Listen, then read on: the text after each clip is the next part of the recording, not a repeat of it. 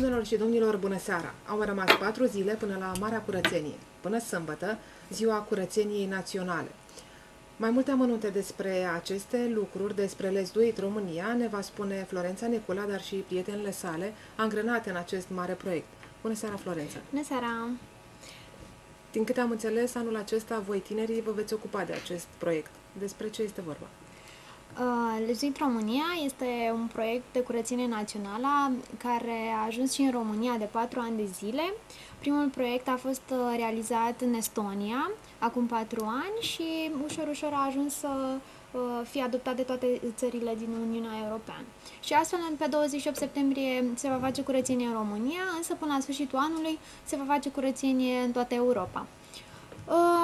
Noi, Asociația pe Aripile Cunoașterii, suntem tineri care am participat la acest proiect încă din 2010, când s-a organizat prima oară, și anul acesta avem prilejul de a coordona practic acest proiect pentru întreg județul.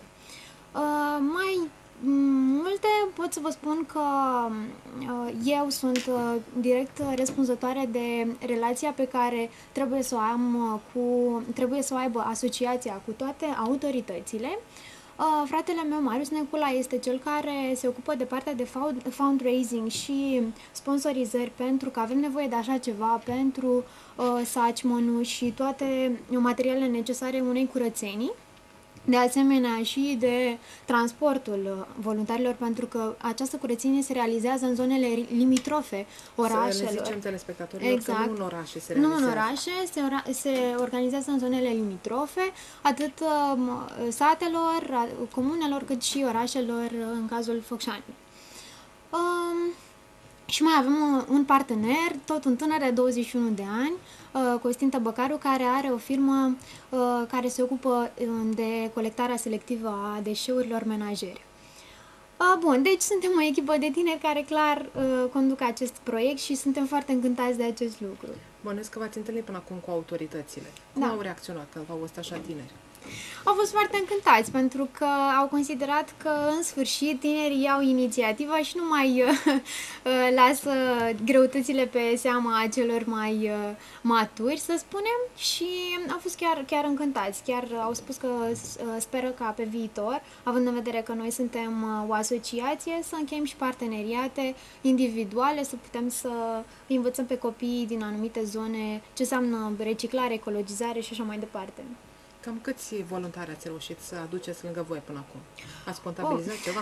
Da, astăzi cel puțin am primit foarte multe telefoane. Astăzi a fost o zi de deadline, să spunem, în care oamenii trebuiau să centralizeze toți voluntarii și să trimită listele. Deocamdată sunt 1500 de oameni și tot vin cereri de înscriere.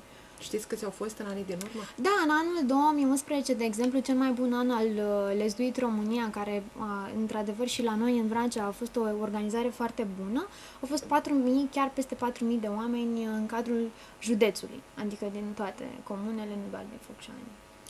Păi, ce trebuie să facă focșanenii și vrâncenii în general?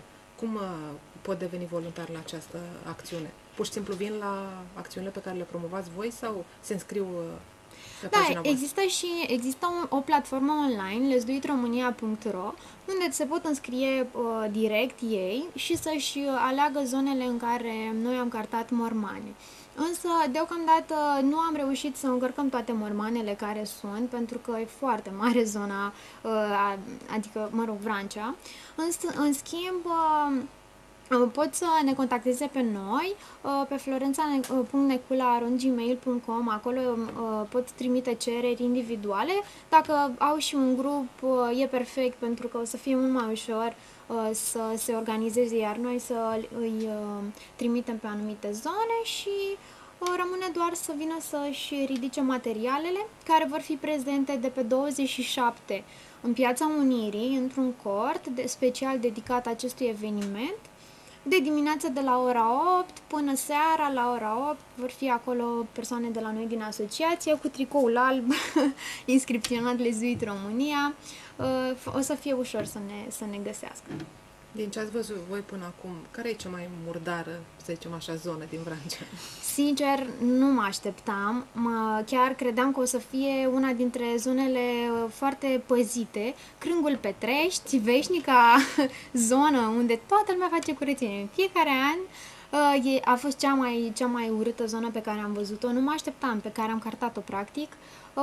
Am mers pe acolo și ne-am uitat și, sincer, din punctul nostru de vedere, având în vedere că eu sunt și geograf licențiat, am rămas marcată și am spus că problema este că oamenii nu au unde să arunce practic gunoiul. Coșurile de gunoi sunt foarte mici și acele containere foarte mari au fost înlocuite cu acele containere de deșeuri menajere și pentru selecție diferențiată, însă oamenii probabil că nu le-au văzut sau de multe ori, nu chiar știu dacă exact. sunt coșuri sau chestii speciale amenajate, din păcate, tot sunt gunoi. exact, din păcate, în anumite coșuri sunt tot timpul deșeuri amestecate și, deși se spune că e o reciclare selectivă, nu este. Atunci când vin firmele de reciclare, găsesc de toate în coșul de PET sau de aluminiu și așa.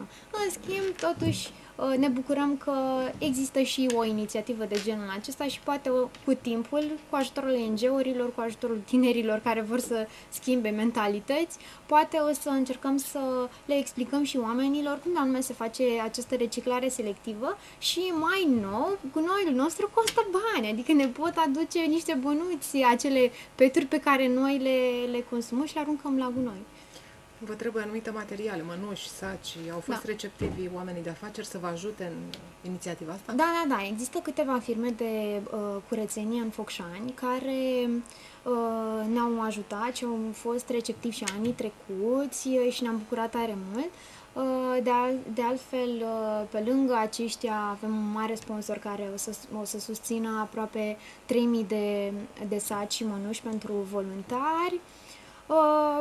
O să avem mai nou, pe lângă ceilalți ani, o să avem covrigi și apă pentru voluntari, ceea ce n-am mai fost până acum și contează atunci când faci voluntariat, că totuși faci o muncă acolo, da.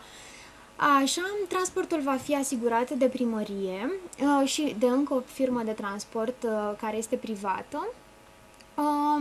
Și ar mai fi tot așa ca o noutate, pentru că noi suntem tineri. Seara după curățenie, noi am vorbit cu câteva locații care asigură voluntarilor câte o petrecere dedicată lor. Deci după muncă și distracție. Și distracție și răsplată, da. Să vorbim și cu celelalte invitate. Vă rog să vă prezentați și să-mi spuneți de ce ați ales să faceți parte din acest proiect. Numele meu este Andra Ferraru, sunt vicepreședinte la Asociația pe Aripile Cunoașterii. Am început ca simplu membru. Am participat încă de la început în acest proiect, inițial cu școala. Consider că multă lume ar trebui să participe la acest proiect, în primul rând pentru el însuși, pentru sănătatea lui, dar și pentru ca și respect față de mediul înconjurător, adică e ceva bun să faci lucrul acesta. Trăim așa cum ne așternem. Exact. Da. Și tu? Mă numesc Pleșa Pătrășcan Alexandra Teodora. Sunt în Asociația pe Aripile Cunoașterii de un an jumătate și am participat, de fapt n-am participat, am fost organizator și în anul 2011, anul cel mai bun al Let's Do It Romania în Vrancea, și am decis să particip și anul acesta pentru că mi-a plăcut foarte mult și consider că toată lumea ar trebui să facă asta, măcar din puținul respect care mai există pentru țara asta și pentru ce a fost ea și ce istorie a avut. După părerea voastră, credeți că autoritățile ar trebui să facă mai mult pentru a fi mai multă curățenie? Categoric. Da, sigur. Apropo de asta, noi am trimis tuturor primăriilor o solicitare să se implice în acest proiect și am subliniat faptul că am dori, dacă s-ar putea, să amplaseze niște coșuri de gunoi în zonele unde încă sunt probleme după 4 ani de zile. De exemplu, în Crâng, da? Acolo este cea mai mare zonă cu deșeuri și cea mai apropiată, unde lumea merge constant și merge să se recreeze până la urmă, nu să vadă gunoi. Și acolo, într-adevăr, sunt coșuri de gunoi foarte mici, care nu au capacitatea suficientă de a îngloba toate acele deșeuri. Te rog să-mi spui care va fi programul zilei de sâmbătă. Programul începe de la ora 8 în punctele de întâlnire pe care le stabilesc profesorii coordonatori și liderii de echipă. De la ora 8 la ora 9 se face prezența și se adună toate declarațiile pentru copiii care sunt minori, pentru că aceștia trebuie să aibă acordul părinților pentru astfel de acțiune. Iar de la ora 9 se pleacă pe teren, acolo unde au fost repartizați. Până la ora 12 are loc colectarea deșeurilor, care va fi realizată în echipă. 3 copii vor face parte dintr-o echipă, unul va avea un sac de peturi, unul un sac de aluminiu, iar unul un sac de deșeuri menajer. Împreună vor merge pe un areal și vor strânge gunoiul. La sfârșit se vor aduna toți sacii și vor fi puși într-un punct de comun acord ales pentru a fi ridicați de firmele de salubritate și firmele de reciclat. După care, la ora 3 vor veni clar aceste firme și vor ridica sacii. După curățenie, noi, echipa centrală, așteptăm telefoanele celor care sunt în teren să ne spună exact cât saci au strâns, ca să putem să facem și noi o centralizare, să vedem cam cum a mers treaba în Vrancea, să trimitem și noi mai departe la București. Care ați stabilit deja punctele pe unde veți merge? Sau? Da, cel puțin pentru Focșani. Sunt foarte multe puncte care necesită destul de multă muncă. Este zona Ciușlea-Doaga, în perimetrul lacului de acumulare. Acolo sunt foarte mulți pescari, se fac tot felul de concursuri de pescuit sportiv și așa mai departe și din nou lipsesc coșurile de gunoi. Pe lângă Focșani, în zona Petrești, iar este nevoie de un volum de 100 și ceva de voluntari. În zona Ciușlea-Doaga, iar în jur de 100 de voluntari. Vom avea nevoie de oameni în zona Comat, pe strada Antrepozite și între Vii, cum se ajunge în strada care dă spre Odobești, și Podgolești, iar mai nou am identificat o zonă, strada Cotești, care coboară un pic într-o zonă de cale ferată. Acolo tot timpul se aruncă gunoaie și nu există nimic, nicio zonă unde să poți să arunci. Cam astea sunt punctele mari, unde chiar e foarte, foarte murdar și chiar e nevoie. Cei care ne urmăresc, ce trebuie să știe? Pot veni la acțiune doar dacă se înscriu sau pot veni direct la punctele pe care le stabili voi?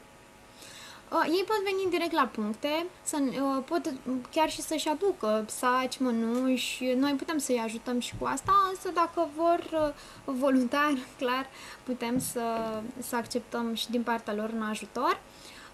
Însă noi am vrea totuși să știm de prezența lor ca să le trimitem diploma de voluntariat care atestă faptul că ei au participat la această acțiune, mai ales că va veni o lege în care voluntariatul va deveni destul de important pentru CV-urile noastre, mai ales a tinerilor, că vorba aia, trebuie să ne angajăm și trebuie să avem un pic de experiență, iar voluntariatul, sincer, ne maturizează în ceea ce privește lucrul în echipă și multe alte lucruri. Bine, dar să fie un voluntariat real, nu așa un voluntariat doar de dragul de a face voluntariat. Exact, da.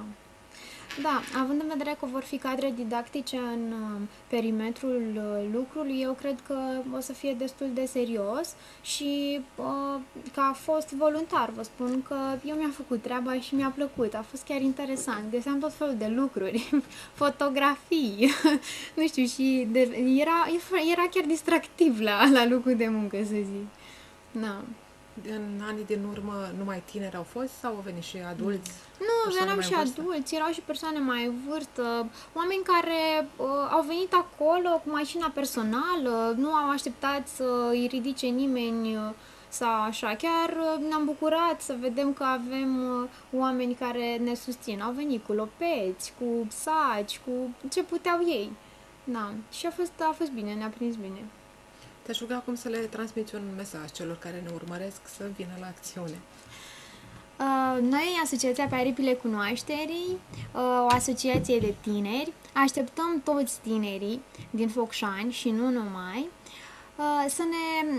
să ni se alăture acestei cauze și să fie alături de noi, să susțină voluntariatul în continuare și până la urmă să ajute mediul câteva ore pe ziua de 28 septembrie, că am înțeles că o să fie și vreme frumoasă. Asta Da. e cel mai important. Da. Mulțumesc pentru participarea la emisiune, iar pe dumneavoastră, dragi telespectatori, vă așteptăm sâmbătă 28 septembrie să dați o mână de ajutor la Marea Curățenie pentru a trăi într-un mediu sănătos. La revedere!